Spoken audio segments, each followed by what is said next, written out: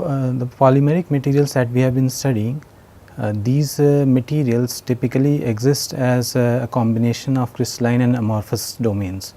So, a typical polymer is usually semi-crystalline, which contains both crystalline parts and amorphous parts. In this week, we will look at the characteristics of the amorphous phase of the polymer as well as the crystalline state, and we will also discuss the different kind of thermal transitions that are exhibited by these states of polymer. And this week we will also briefly define some of the important mechanical properties that are relevant for the study of polymeric materials towards the end of this week. So, today our focus is on the amorphous state of polymers. So, we will look at the amorphous state, which is a kind of a disordered state of the polymeric materials in today's lecture. So, the content of today's lecture include a discussion on the what is called the glass transition behavior of amorphous polymers. So, we will look at this special kind of a thermal transition behavior, which is distinct from a melting transition that is observed for crystalline polymers. So, we will look at glass transition. We will also explore glass transition in more detail by studying the thermodynamics of glass transition. We will look at the molecular viewpoint, look at glass transition from a molecular viewpoint by considering what is called the free volume theory and apply the free volume concepts to understand glass transition a little better. And towards the end of this lecture, we will focus on the different factors which affect the glass transition temperature of polymers. So, to begin with, as you may know, the word amorphous normally signifies a disordered kind of a state. So, when we say amorphous state of a polymer, what we mean is that there is no well defined or ordered arrangement of polymer chains in this state. And there are some polymeric materials which are almost completely amorphous at room temperature. So, let us say polystyrene, polycarbonate, these are commonly used polymeric materials that can be considered as amorphous.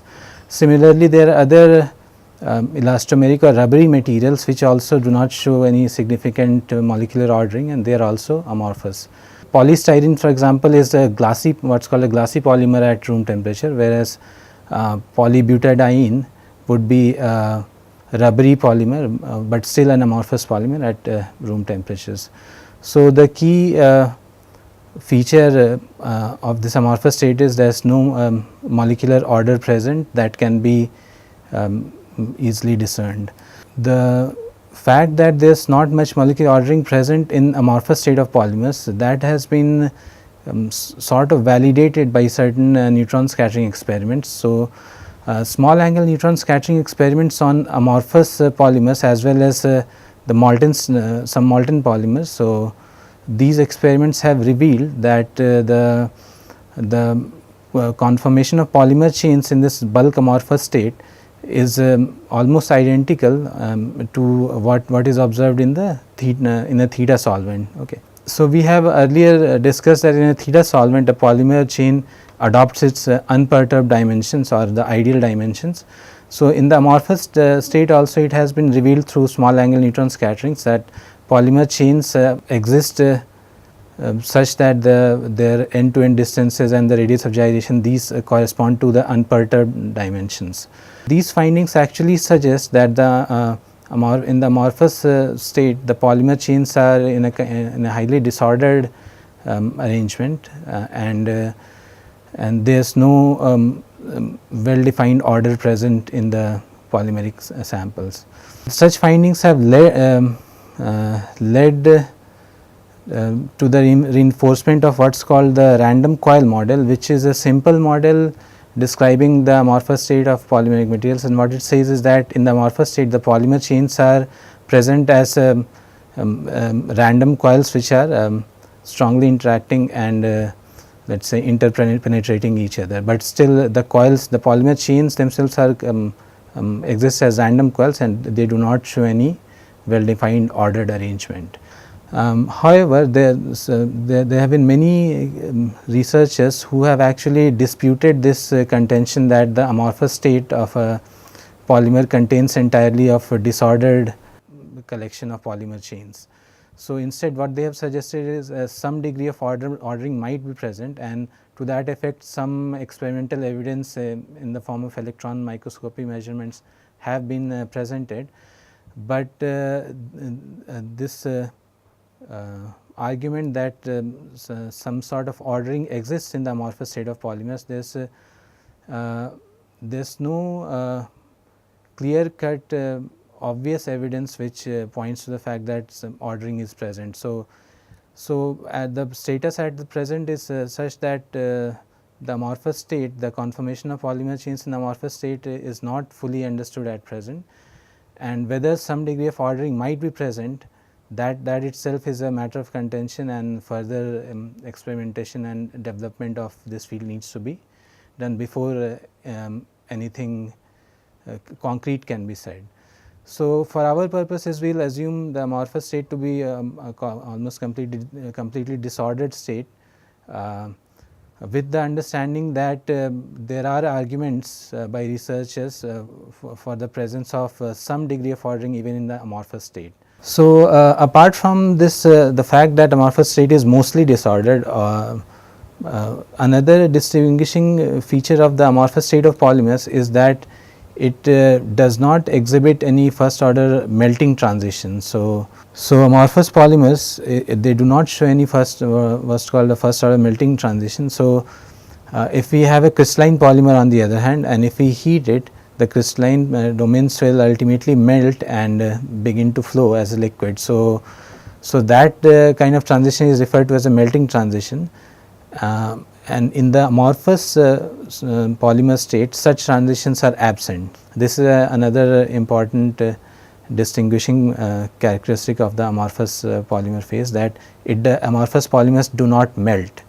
So, if they do not melt, then with change in temperature, what kind of thermal transition do they show? Let us try to explore that now. For amorphous polymers, the thermal transition that is observed with change in temperature is what's called the glass transition. So, this glass transition is a transition that is characterized by change from a hard glassy state of the material to a soft rubbery state. Below a certain temperature, which is known as a glass transition temperature, these amorphous polymers exist as glassy materials which are hard and brittle. If these materials are heated above their glass transition temperatures, then they change into kind of rubbery substances, and their hardness also decreases. So, this transition, this glass transition is the characteristic thermal transition exhibited by amorphous polymers. And as we discussed, the corresponding temperature at which the transition takes place is called the glass transition temperature. It is denoted typically by Tg. So, this glass transition is actually marked by significant change in the properties of the polymer. So, as we go from above the glass transition to below the glass transition temperature, that is from the rubbery state to the glassy state, the polymer stiffness of the polymeric material significantly increases. So, the material becomes harder, stiffer, but more brittle as well. So, it will be its strength will be higher, but it will also break more easily. That is one characteristic that changes, and so typically if we are looking for applications of polymers where hard strong materials are required and we have amorphous polymers, then we would prefer to use a glassy amorphous polymer. Okay. So, typically the polystyrene, the example that we discussed in the previous slide of an amorphous polymer, and that is polystyrene. So, at room temperature it exists as a glassy polymer. Apart from the stiffness, other properties like the heat capacity or the thermal expansion factor, so these things also change as we move across this glass transition temperature. So, as we go from the glassy state to the rubbery state, the thermal expansion coefficient typically increases, and other properties like the heat capacity, the isothermal compressibility, these things also are seen to change. Some properties show abrupt changes as just discussed. If we consider, let us say now, the variation of specific volume of amorphous polymer and see how the specific volume changes with temperature, then the specific volume versus temperature graph actually shows change in slope at a certain temperature. Okay. So, as we change the temperature, the specific volume increases with increase in temperature, but beyond a certain temperature the rate of change actually increases. Okay. So, that temperature which marks a difference in or change in slope of this specific volume versus temperature curve, that can be identified as the glass transition temperature of the polymeric material. The specific volume versus temperature curve, that shows a change in slope, and the point at which that slope changes marks Tg. Okay. So, this is something that can be used as a technique to determine the glass transition temperature of amorphous polymers. So, if we let us say try to represent that through a plot, then let us say if we are plotting the specific volume versus temperature, and we are trying to see the behavior the behavior of an amorphous polymer, then at low temperatures the specific volume increases with temperature, but the rate of increase is not that high, and then at high enough temperatures actually the curve this curve actually changes slope, and at higher temperatures the rate at which the specific volume changes with temperature, that increases. Okay.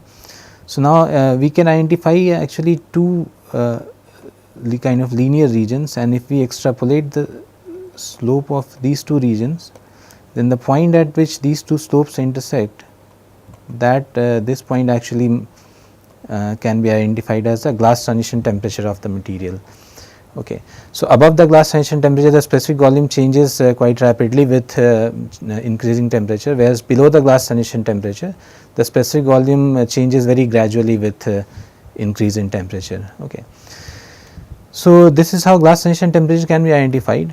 One thing to note about this glass transition is that the actual measurement, the temperature, glass transition temperature that is measured, that also depends on the rate at which the heating or cooling is being done. So, the rate of change of temperature actually does affect the value of glass transition temperature being measured. So, if we are measuring, if we are changing the temperature at a certain rate and we get the curve shown here, we will get a value of Tg as shown here. If the rate of temperature change is different, then the glass transition value obtained from such a curve, that also will be slightly different. Okay. So, the glass transition value measurement actually depends on the rate at which the temperature is being varied. Now that we have looked at the basics of glass transition and glass transition temperature, let us delve a bit more deeper into the thermodynamics of this glass transition. To understand the thermodynamics of glass transition, we need to first identify the two kinds of glass thermodynamic transitions that are typically observed. So, the most common type of thermodynamic transitions that many of you might be familiar with is what is called a first order transition, and this first order thermodynamic transition is marked by the characteristics that the free energy changes continuously. So, if free energy let us say is expressed as a function of state variables like temperature and pressure, then free energy will change continuously with let us say change in temperature or pressure. So, it will not show any discontinuity, and even if a first order transition takes place, across that first order transition also the free energy will change continuously, it will not show any abrupt change. Okay. But at the first order transition, the first derivatives of the free energy, they are discontinuous. So, if we plot the first derivatives of free energy or let us say their change with change in temperature, then we will see that at the point of first order transition there will be an abrupt change in the value of these first derivatives, and they will show a discontinuity at this first order transition point. So, an example of first order transition is a typical melting transition, even vaporization from liquid to vapor, that transition is also a first order transition. So, these first order transitions are typically typically involve what is called latent heat. Okay. So, this latent heat is a kind of energy that is added, but that does not lead to any change in temperature of the system, it just leads to change in the phase. So, this first order transitions involve some kind of a latent heat as well. So now if we look at the this first derivatives of free energy, look at this term and just let us try to identify what are the typical thermodynamic variables that can be expressed as first derivatives of free energy. So that will help us identify common thermodynamic variables which actually are discontinuous across a first order transition. So from standard thermodynamics, one can identify that the volume, that is nothing but the first derivative of Gibbs energy with respect to pressure at constant temperature. Similarly, enthalpy and entropy can also be expressed as first derivatives of the free energy, Gibbs free energy. Okay. So these thermodynamic quantities, volume, enthalpy or entropy, these are actually the first derivatives, and these are discontinuous across a first order transition. So if let us say we try to plot or if we measure how the volume or the enthalpy or the entropy changes with temperature, then with temperature typically the volume will increase in the normal cases, and if we reach the transition point, let us say this Tm marks this first order transition, some kind of melting transition. So at this temperature there will be a discontinuity, and above this temperature again these will change with a different slope. Okay. So this gap here, this is the abrupt change that we are talking about. So these first derivatives, volume, enthalpy, entropy, these quantities will be discontinuous at the point of first order transition, and they will show an abrupt change. Okay. So for typical first order transitions like melting and vaporization, these things have been widely observed. So experimentally also this kind of an abrupt discontinuous change is observed in these variables at a first order transition point. So that is what the first order transition is. Now if we talk about the second order transition, so second order transition, as the name suggests, involves transitions where the free energy actually is continuous across the transition, and the first derivative of free energy, those are also continuous across the transition, but the second derivatives of free energy, these are discontinuous across the transition. So if we talk about second derivatives of Gibbs free energy, we can identify three common such quantities. This alpha is what is called the thermal expansion coefficient, kappa is isothermal compressibility, Cp is the heat capacity at constant pressure. So these one can actually relate them to second derivatives of Gibbs free energy, and these are seen to be discontinuous in a second order transition, whereas the first derivatives of Gibbs free energy like volume, enthalpy or entropy, these are continuous across a first order transition. So alpha by standard definition is 1 by V del T at constant P, the thermal expansion coefficient, and since volume we had expressed as del G del P at constant T in the previous slide, so this alpha can be expressed as a second derivative of G. Similarly, the kappa, isothermal compressibility, also is related to change in volume with respect to pressure at constant T. So that again can be related to a second derivative of Gibbs free energy, and Cp, which is nothing but del H del T at constant pressure, that also again can be related to second derivative of Gibbs free energy. So the heat capacity that is equal to minus T times del square G del T square at constant pressure. So all these quantities which are second derivatives, they are discontinuous across the second order transition, whereas the first derivatives are continuous.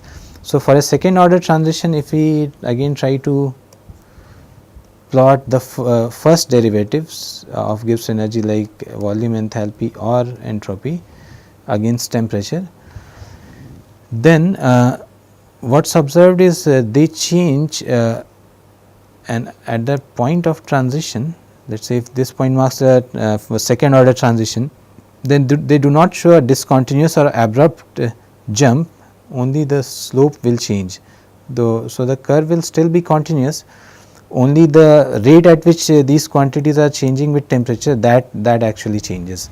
So a second order transition is characterized by continuous variation of these first derivatives of free energy with respect to temperature or even pressure.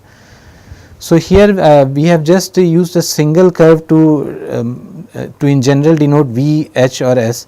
So, if we specifically plot V or H or S, then the actual values or the actual curves will be different, but all of them will show the same kind of behavior, where there is no discontinuity at the second order transition point, and there is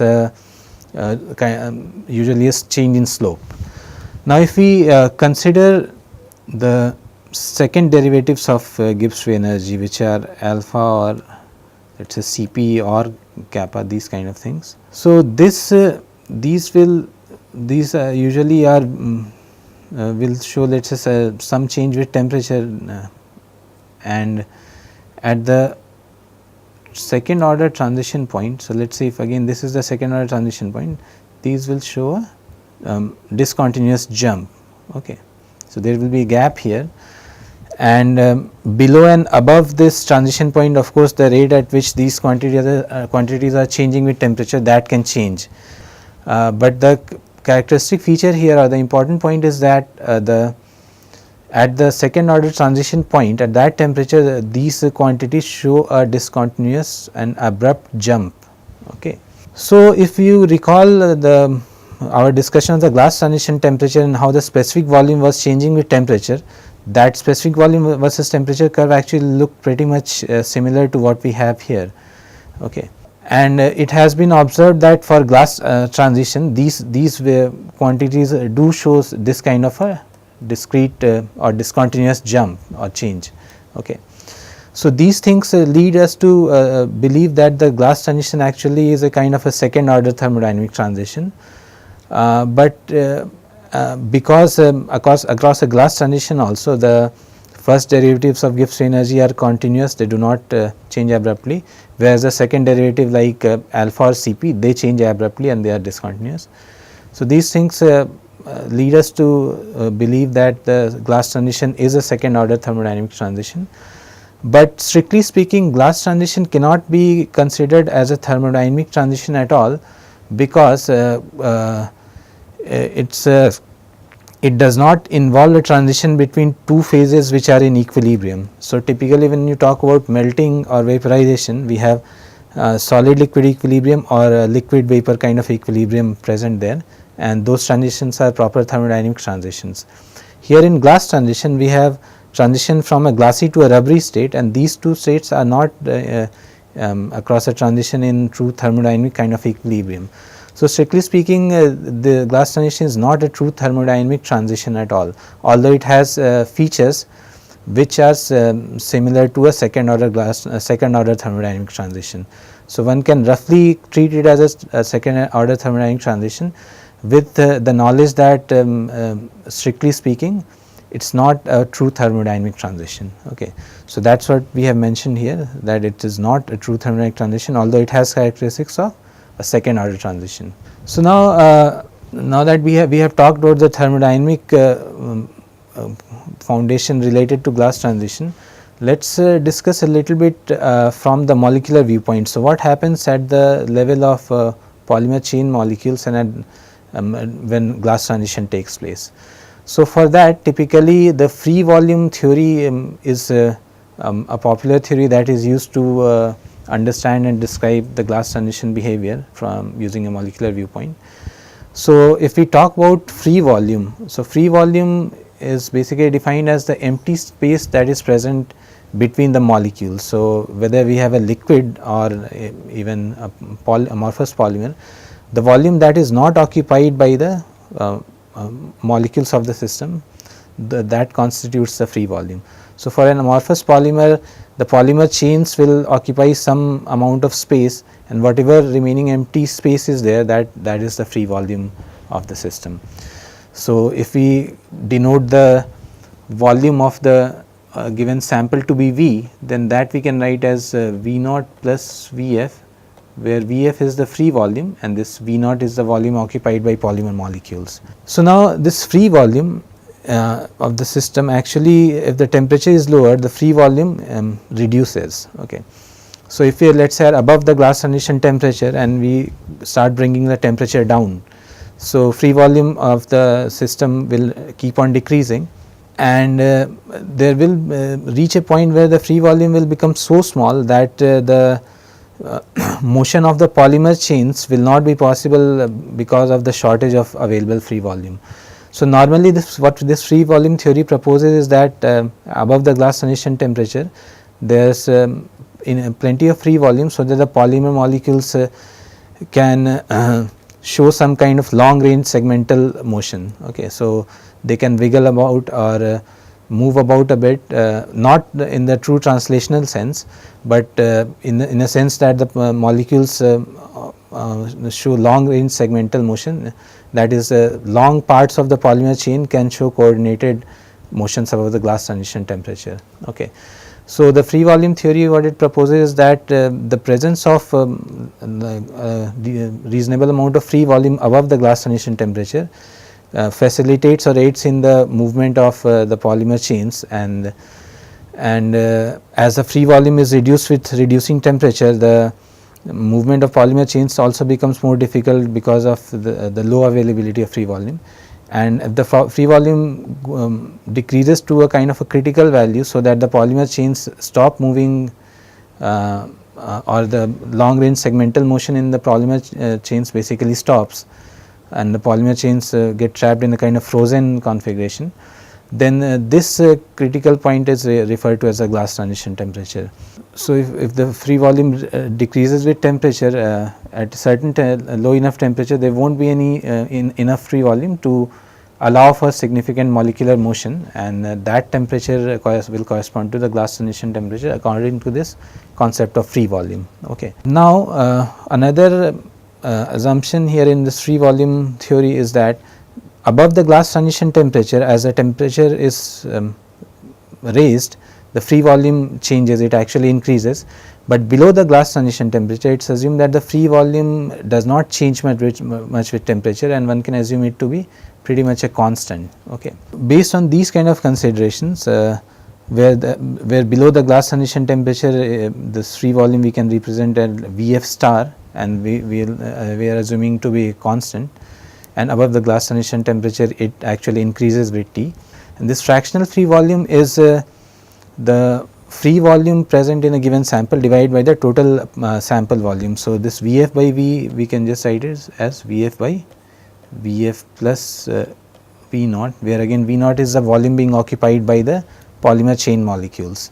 Okay. So, this fractional free volume is a fraction of the total volume that is free. Okay.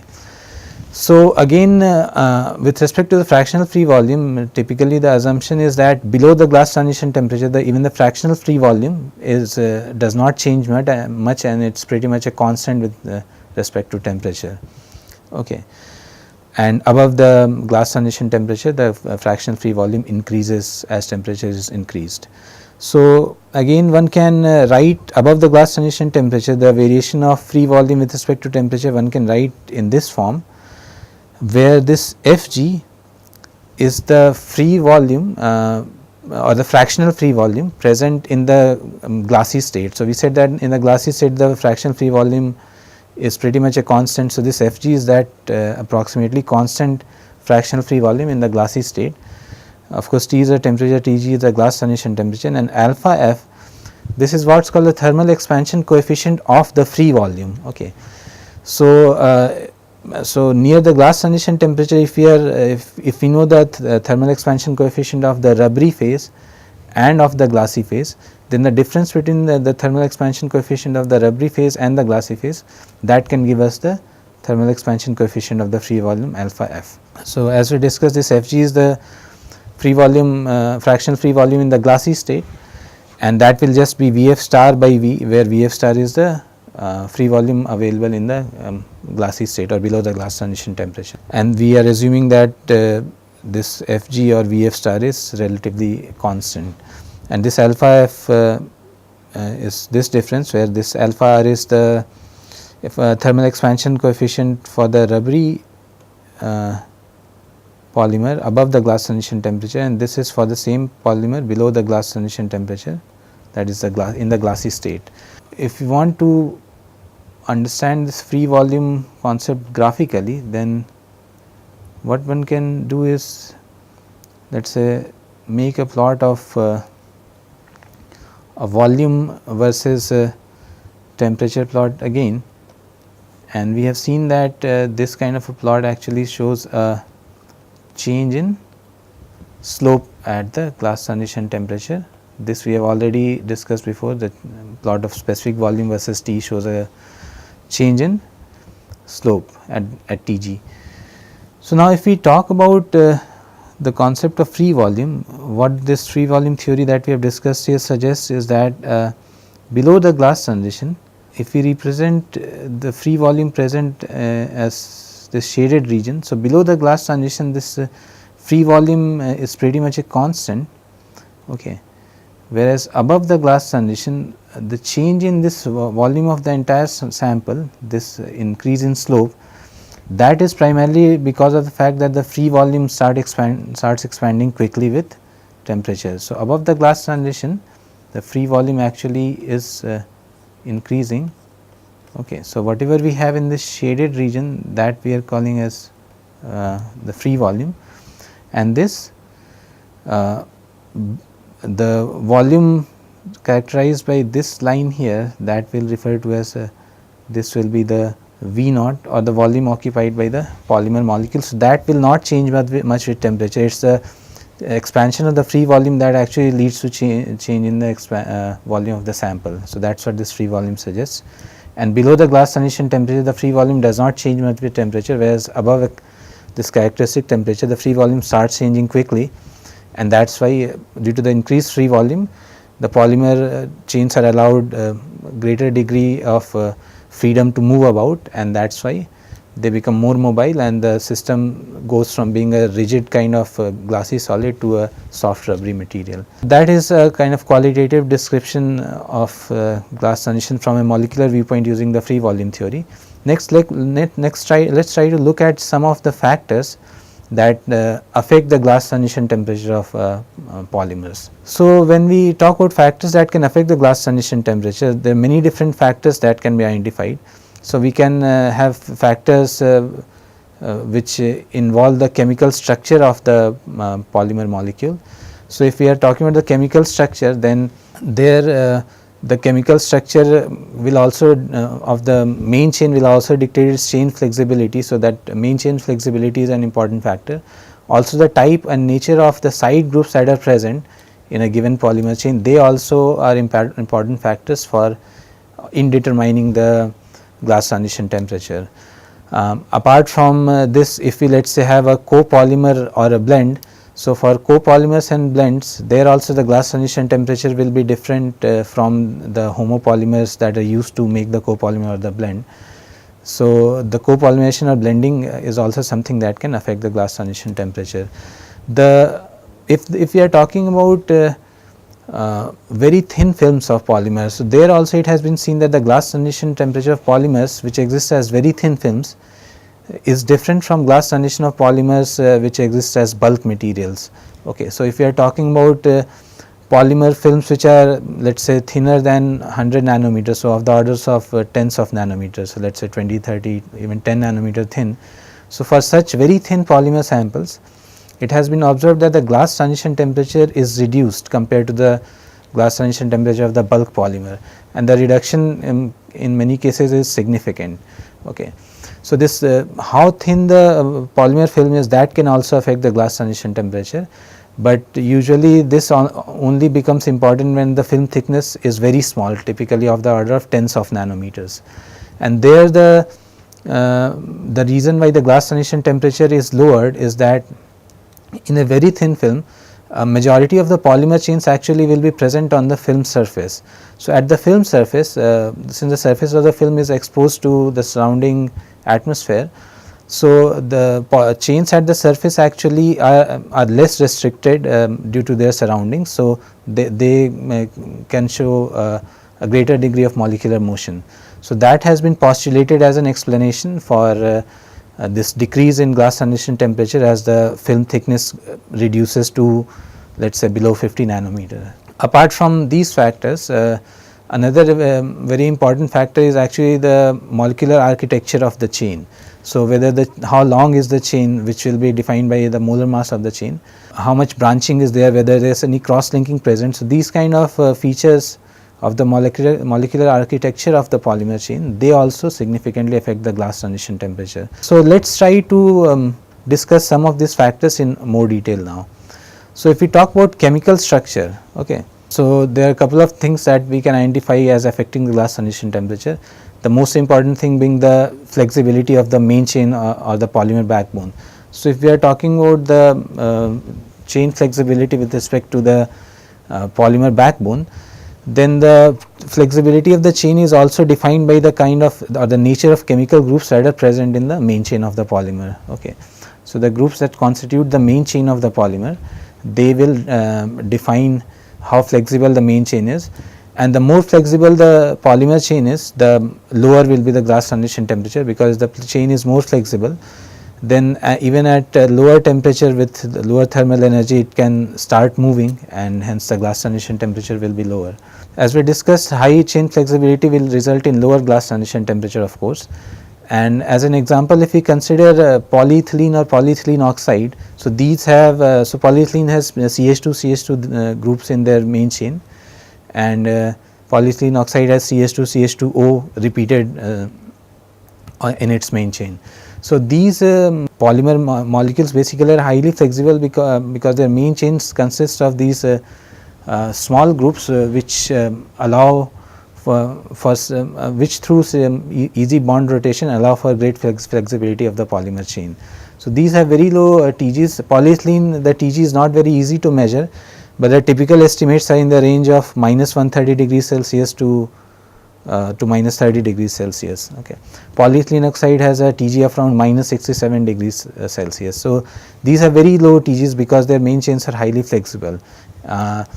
If we contrast that with the TG of polyp-xylylene, this has a much higher TG because in its main chain, apart from the CH2 groups that are present in both PE and PEO, this polyp-xylylene also contains a phenylene group. So, an aromatic ring is also present in the main chain, which is bulky, and it hinders the rotation, bond rotation. So, that is why the chain flexibility is significantly hampered by the presence of the phenylene group in this polymer, and consequently the TG is much higher. It is around almost 80 degrees Celsius. So, much higher than what we see for polyethylene or polyethylene oxide. So, the main chain flexibility of course affects TG. Apart from that, the side groups that are present, they also have a significant effect on the glass transition temperature of the polymer. If the side groups are bulky or heavy large side groups, then they again hinder the bond rotation and reduce chain flexibility, and thereby increase the glass transition temperature. So, this should actually be not reduce but increase. So, the presence of side groups actually hinders chain rotation, reduces flexibility, and increases the glass transition temperature, and especially if the side groups are bulky or large, then their effect on hindering the bond rotations, chain rotations and chain flexibility will be more pronounced, and hence the glass transition temperature will be even higher. Okay. So, if you have large bulky side groups, they can cause significant stiffening of the polymer chains, and they increase glass transition. So, a typical example is polystyrene, where the main chain is pretty much similar to what we have for polyethylene. The main chain just contains CH2 groups, but on every other carbon atom of the main chain, there is a phenyl ring attached to it, which is the bulky side group that we are talking about. So, due to the presence of that, the glass transition temperature of polystyrene is significantly increased, and it is approximately almost 100 degrees Celsius. So, again the side groups increase the glass transition temperature. This error you should ignore, it should be increased. So, side groups increase the glass transition temperature, and how much they increase the glass transition temperature depends on how bulky the side group is. So, that is one factor. So, if instead of being bulky, if the side group itself is quite flexible, then the glass transition temperature might not actually be affected that much. So, if we have side groups which look like a short chain branch, which have internal flexibility. So, because of that internal flexibility, the glass transition temperature is not significantly affected by such flexible side groups. So, they do not lead to a significant increase in TG. whereas if you have just bulky or rigid side groups, they will lead to significant increase in Tg. Apart from the bulky nature, if the side groups are polar, so the polarity of the side group also plays a role on the glass transition temperature. So, if the side groups are polar, then the glass transition temperatures are usually higher, because the polar side groups will interact more strongly, and then again will lead to or again will hinder the chain flexibility and chain rotation or movement. So, if we have polar side groups, they also typically increase Tg. A typical example is polyvinyl chloride, where the side group is a chlorine atom, which is a polar group. So, there again the mean chain is similar to what we have for polyethylene, but because of this polar chlorine side group, the glass transition temperature is around 80-85 degrees Celsius. So, it is much higher than what we have for a simple polyethylene polymer. So, bulky side groups, polar side groups, these tend to increase the glass transition temperature. If the side group is itself is flexible, then the increase in the glass transition temperature need not be very pronounced. Okay. So, apart from chemical structure, the other thing is copolymerization or blending. So, if we have two homopolymers, we are blending them together to form a miscible blend, or if we form a, let us say, random copolymer or some kind of statistical copolymer, then in such cases the copolymer typically will exist as a single phase, or the polymer blend also, if it is a miscible polymer blend, will exist as a single phase, and the material will show a single glass transition temperature. Okay. On the other hand, if the polymer blend is immiscible and it actually contains two distinct phases, or if again the our copolymer is internally immiscible, for example block copolymers which show microphase separation. So, for such cases, if there is inherent immiscibility and presence of two phases, then the glass transition temperature that these such immiscible copolymers or blends exhibit are more than one. So, depending on the components present, the individual or characteristic glass transition temperature of individual polymer present in those immiscible blends or immiscible block copolymers will be exhibited. However, we will restrict ourselves to the miscible polymer blends or copolymers also, which exist in single phase. So, typically random or statistical copolymers, and for such cases the glass transition temperature for the blend or copolymer can be predicted from the glass transition temperatures of the respective homopolymers using many different kind of relations. So, simple relation, which is the based on very simple free volume theory arguments, is just a linear kind of relationship, and one can derive it from free volume consideration. So, here the copolymer or the blend glass transition temperature is given as the glass transition temperature of the first homopolymer times its weight fraction and plus the glass transition temperature of the second homopolymer times the weight fraction of the second homopolymer. So, here it is important to realize that W1 plus W2 is 1. We have a binary polymer blend or a copolymer containing just two types of repeat units. So, here if we know the Tg1 and Tg2, which are the glass transition temperatures of the respective homopolymers, and if we know the weight fraction, we can estimate the glass transition temperature of the blend or copolymer.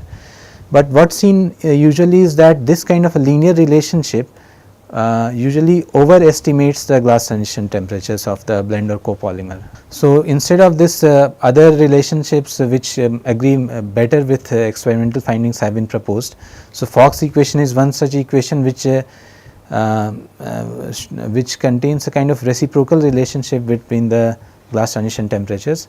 So, here 1 over the glass transition temperature of the copolymer or blend, that is equal to the weight fraction of first homopolymer divided by its glass transition temperature plus weight fraction of the second homopolymer divided by its glass transition temperature.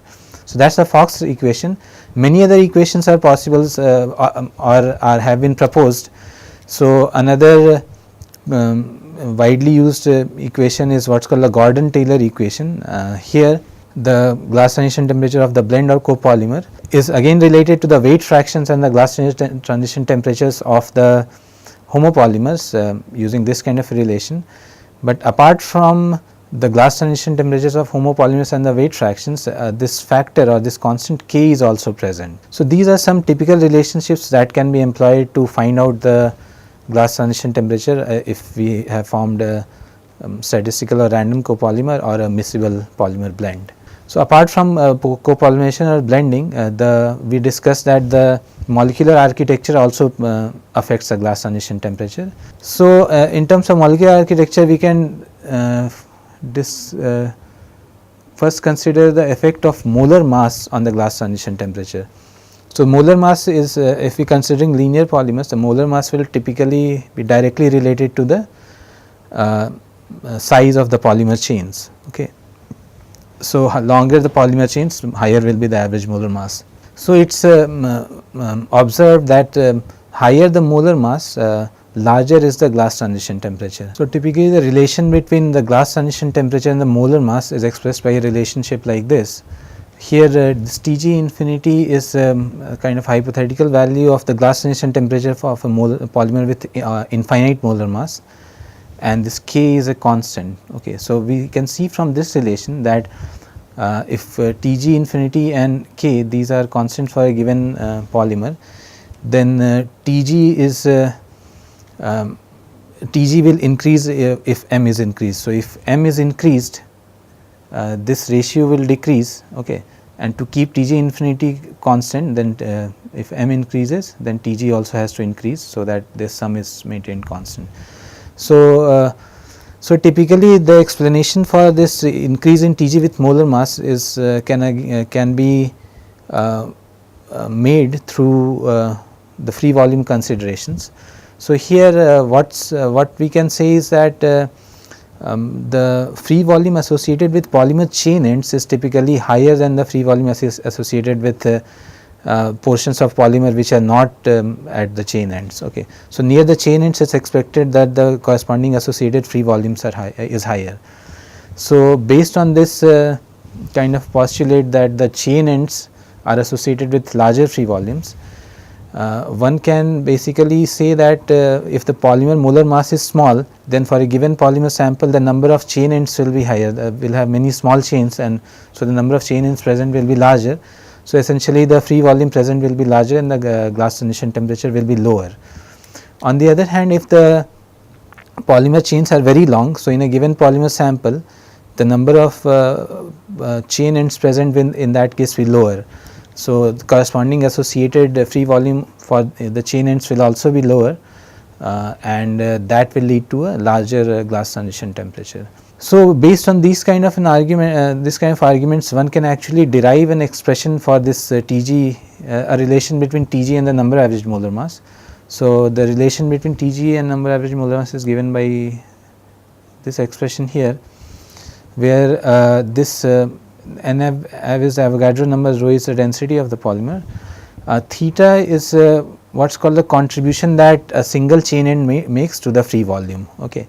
This alpha f, as we have discussed before, is the thermal expansion coefficient of the free volume itself, and it can be obtained as a difference between the thermal expansion coefficient of the rubbery and the glassy polymer.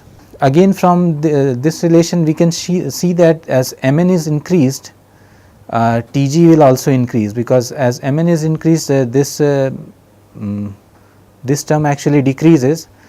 So, if this term is decreasing, then Tg will increase, and as Mn tends to infinity, this term will become 0 and Tg will tend to Tg infinity in that case.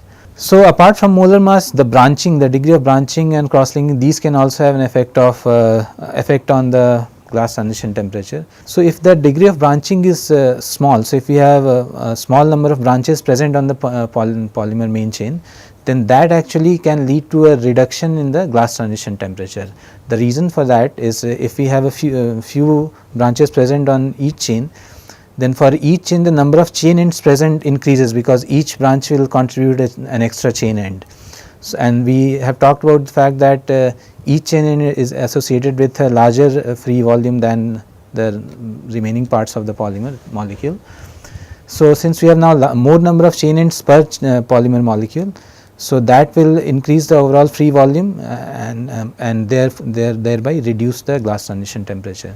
So, this will be true if we have a small amount of branching in the polymer chain.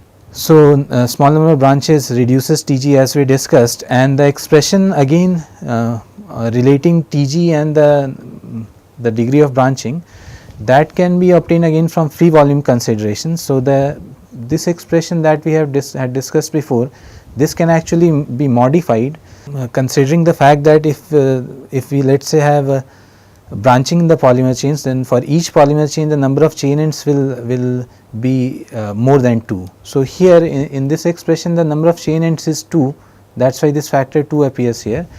For a branched polymer, the number of chain ends per molecule will be higher. So, instead of this expression here, the expression that we can use is something like this. So, it is similar in form to the previous expression, only thing is instead of 2 we have y here. So, y is the number of chain ends per polymer molecule, okay, or number of chain ends per polymer chain. So, if the number of chain ends per polymer chain is y, then the number of branches per polymer chain molecule will be y minus 2, because 2 ends are being contributed by the main chain, and the remaining y minus 2 ends are being contributed by the individual y minus 2 branches present. So, number of branches per chain will be y minus 2, number of chain ends per chain is y, and the Tg then is given by this expression. So, we see that as y is increased, Tg will go down, okay. But this holds only if the number of branches is small, okay. If the number of branches or degree of branching is large, then the high amount of branching actually again starts interfering with chain motion, and ultimately the Tg is increased.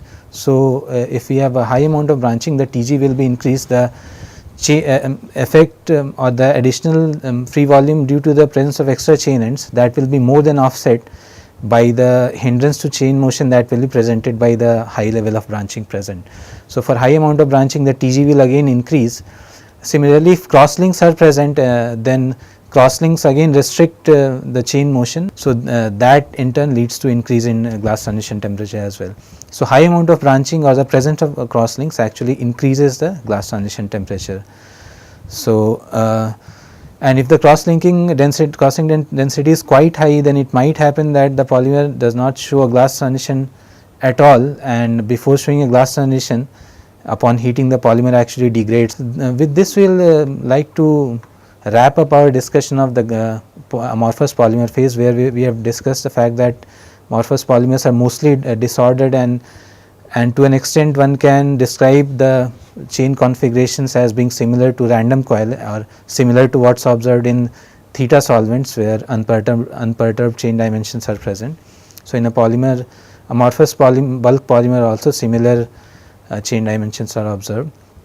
The amorphous polymer does not show any melting transition, but it shows a glass transition from a hard glassy state to a soft rubbery state, and this glass transition is shows characteristics that are similar to a second order thermodynamic transition, although strictly speaking glass transition is not a thermodynamic transition. One can understand the glass transition from a molecular viewpoint using the free volume theory, and there are several factors that affect glass transition, like the nature of chemical nature of the polymer chain, the nature of the side groups that are present, the flexibility of the main chain, whether we have a copolymer or blend, the thickness of a polymer film, that also can affect the glass transition temperature, and also the molecular architecture of the polymer chain in terms of the chain length, its molar mass, the degree of branching, cross linking. So, all these factors can have significant effect on the glass transition temperature, and we have explored those effects in the present lecture. So, in the next lecture we will discuss the other important state present in polymer molecules, which is the crystalline state of polymers. Thank you.